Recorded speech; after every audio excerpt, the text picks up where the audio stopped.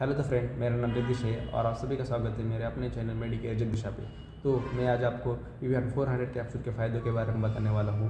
VVR 400 में vitamin E content रहता है और विटामिन ई जैसे कि वीवीआर 400 में भी और वीवीआर 600 में भी आता है।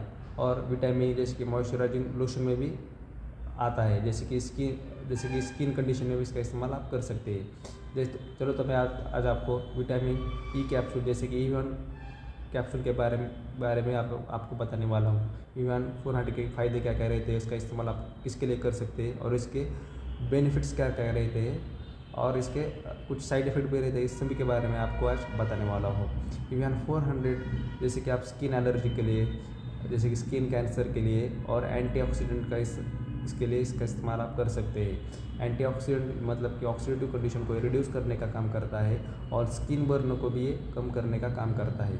जैसे कि धूप की वजह से स्किन में बर्न होना, रैशेस होना, ड्राई स्किन होना, इन सभी को ये कम करने का काम करता है और स्किन को मॉइस्चराइज करने का काम करता है और स्किन को ग्लो करने का भी काम करता है।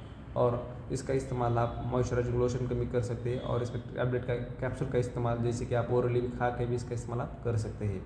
और इसके कोई और बेनिफिट रहता है, जैसे कि बाल झड़ने को भी ये कम करने का काम करता है। इसको आप बालों में लगाने से बाल शाइनी भी हो जाने लगते हैं और ये बालों को घटाने का प्रमाण भी कम कर देता है और बाल ग्रो करने का भी काम करता है। जैसे कि इसके साइड इफ़ेक्ट जैसे कि कुछ नॉर्मल साइड इफ़ेक्ट भी रहते हैं, जैसे कि ब्लीडिंग होना, खून में कमी आना और डायरिया होना, पेट में दर्द होना, ऐसे कुछ नॉर्मल साइड इफ़ेक्ट रहते हैं। ये नॉर्मल मतलब कभी कभी हो जाता है और ये कैप्सूल का इस्तेमाल जैसे कि आप ओरली और इसको आप मतलब विटामिन ई जो कैप्सूल रहता है उसको आप निकाल के इसको आप चेहरे पे भी लगा सकते हैं और बालों को भी लगा सकते हैं।